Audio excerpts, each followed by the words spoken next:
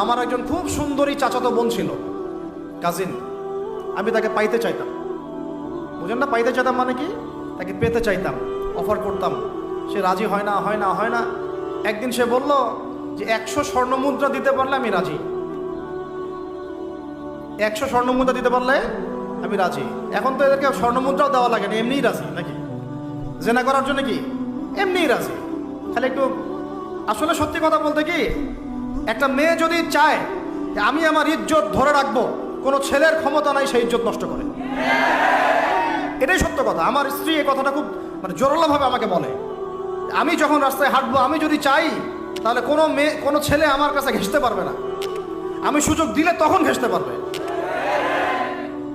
একটা মেয়ে যদি চায় যে একটা ছেলে আমার সাথে ইটিস পিটিস করুক, সে ছেলে করবেই করবে। একটা মেয়ে যদি চায় যে একটা ছেলে আমার পর্যন্ত আসতে পারবে না, আমি আমার ব্যক্তিত্ব গায়রত বজায় রাখবো, আমি ডিস্টেন্স মেনটেন করবো, আমি কোনো সুযোগ দিব না, ছেলে সুযোগ পাবে না কখনো। এত সহজ না। সর্বোচ্চ তখন কি করতে পারে? ধরে 10 জন মিলে ধরে ওকে জোর করে তার সাথে কিছু করতে পারে। ওরকম কিছু করলে তো আল্লাহর গজব নেমে আসবে। ওই যে সারা আলাইহিস সালামকে তুলে নিয়ে গিয়েছিলেন একটা বাদশা, মনে নেই আপনাদের? সারা আলাইহিস সালামকে একটা বাদশা এরকম উঠাই নিয়ে আসছে। আর সারা আলাইহিস সালাম সবচেয়ে সুন্দরী মেয়েদের একজন ছিলেন পৃথিবীর ইতিহাসে, ইব্রাহিম আলাইহিস সালামের স্ত্রী। তখন তিনি হাত বাড়াচ্ছে তার দিকে ধরার জন্যে। আর সারা আলাইহিস সালাম তখন বলছে, দাঁড়ান, আমাকে 2 রাকাত নামাজ পড়তে দেন। 2 রাকাত নামাজ পড়ে তিনি আল্লাহর কাছে হাত তুলে বলেন, আল্লাহ, তুমি জানো আমি আমার সতীত্ব, আমার ইজ্জত, আমার সম্মান আমার স্বামী ছাড়া আর কারোর সামনে কখনো প্রদর্শন করি নাই। আজকে এই জালেমের হাত থেকে আল্লাহ তুমি আমাকে বাঁচাও। ওইদিকে ইব্রাহিম আলাইহিস সালাম নামাজে দাঁড়িয়ে গেছে। ওই জালেম বাদশা যখনই হাত বাড়ায়, হাত অবশ হয়ে যায়, মাথা ঘুরে পড়ে যায়। 3বার 4বার চেষ্টা করেছে, তারপর পারে নাই। শেষে বলেছে, তোমরা আমার কাছে কাকে নিয়ে আসছো? নিয়ে যাও আমার সামনে থেকে। পরে উল্টা হাজারা আলাইহিস সালামকে হাদিয়া সহ দিয়ে পাঠাই দিয়েছে। একটা মেয়ে চাইলে তার ইজ্জত সম্মান এভাবে রক্ষা করতে পারে। তোমরা জেনায় ছেলেরা লিপ্ত করেছে কারণ তোমরা চেয়েছো বলেই করতে পারছো। তুমি ফিতনা না ছড়াতা, তুমি বেহায়ের মতো বাইরে বের না হতা, তুমি তোমার চুল খোলা না রাখতা, তুমি তোমার পোশাক ঠিক রাখতা, তোমার কথা ঠিক রাখতা, তোমার কথার মধ্যে শক্তি রাখতা, মিষ্টি মিষ্টি প্রলোভন দিতা না, বাইকের পিছনে বসতা না, চটপটি ফুচকা খাইতা না, এখানে ওখানে আড্ডা মারতা না, কোনো ছেলে তোমার কাছে আসতে পারতো না। তোমরা এই কাজ করেছো, ছেলে আসতে পেরেছে। আপনারা তো কিছু হইলে ছেলেদেরকেই দোষ দেন। ছেলেরা তো এমনি আকর্ষিত হবেই। আমি একজন ছেলে হিসেবে বলতেছি, এটা না তো বিষয়টা। একটা ছেলের ফিতরত এটা, যে তার কাছে সবচেয়ে সুন্দর মনে হবে একটা মেয়েকে। এটা একটা ছেলের ফিতরত, স্বভাব ধর্ম। এটা চুম্বকের মতো আকর্ষণ করবে।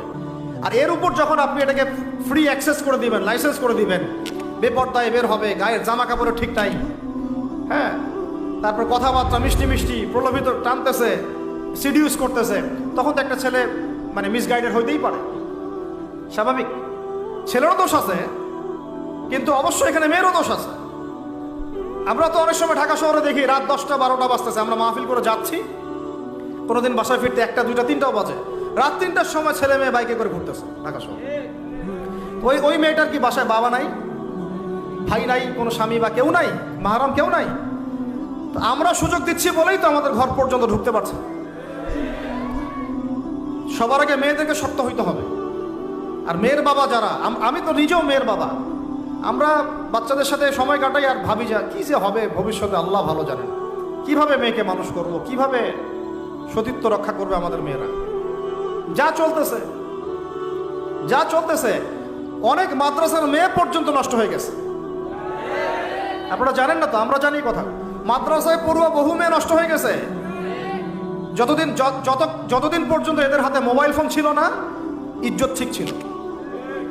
মোবাইল ফোনটা যখনই ঢুকেছে, ইজ্জত নষ্ট হয়ে গেছে বহু মেয়ের। আমি এরকম জানি, বলতে চাচ্ছি না।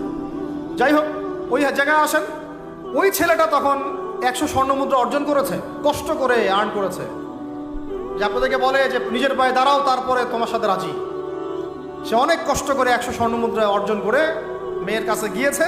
চাচাতো বোনকে বলেছে যে স্বর্ণ মুদ্রা নাও, এখন বলো তুমি রাজি না। সে মেয়ে বলছে হ্যাঁ ঠিক আছে। তো এখন দুজনের মধ্যে যা হওয়ার তাই হচ্ছে। অ্যাডাল্ট আপনারা সবাই বুঝেন। কিন্তু এখন মূল যে কাজটা, স্বামী স্ত্রীর যে মূল মিলন, এই মিলনটা করার জন্যে সেই ছেলেটা বসছে। হাদিসের মধ্যে আসছে এভাবে, দুই পায়ের মাঝখানে বসে পড়ছে ছেলেটা, মানে এখনই জাস্ট শুরু করবে। তখন ওই মেয়েটা বলে উঠছে যে হে আল্লাহর বান্দা, আল্লাহকে ভয় করো, আমি আমার সতীত্ব কখনো নষ্ট করি নাই, তুমি আল্লাহকে ভয় করো। এই কথাটা যখনই বলছে তখন ওই ছেলের মনের মধ্যে এমনভাবে একটা রিয়াকশন জন্ম নিয়েছে, আল্লাহর পক্ষ থেকে এমন একটা নূর আর হেদায়েত চলে আসছে, ওই অবস্থা থেকে ছেলেটা উঠে চলে গেছে এবং স্বর্ণমুদ্রাও দিয়ে দিচ্ছে, যে স্বর্ণমুদ্রাও আমার দরকার নেই, যা। এবার সেই গুহার মধ্যে বন্দি অবস্থায় আল্লাহর কাছে হাত তুলে দোয়া করতেছে, আল্লাহ তুমি যদি জানো ওই কাজটা আমি তোমার সন্তুষ্টির জন্য করেছিলাম, আজকে আমাকে এই সাক্ষাৎ এই মৌতের হাত থেকে বাঁচাও। সাথে সাথে এই পাথর সরে গেছে। এই হাদিসটা আমি এই কারণে বললাম, যদি আপনি আমি জেনা থেকে বেঁচে থাকতে পারি, ইনশাআল্লাহ তাআলা আল্লাহ পাক সাক্ষাৎ মৃত্যুর মতো এই আযাব থেকেও, বিপদ থেকেও আল্লাহ বাঁচাতে পারে।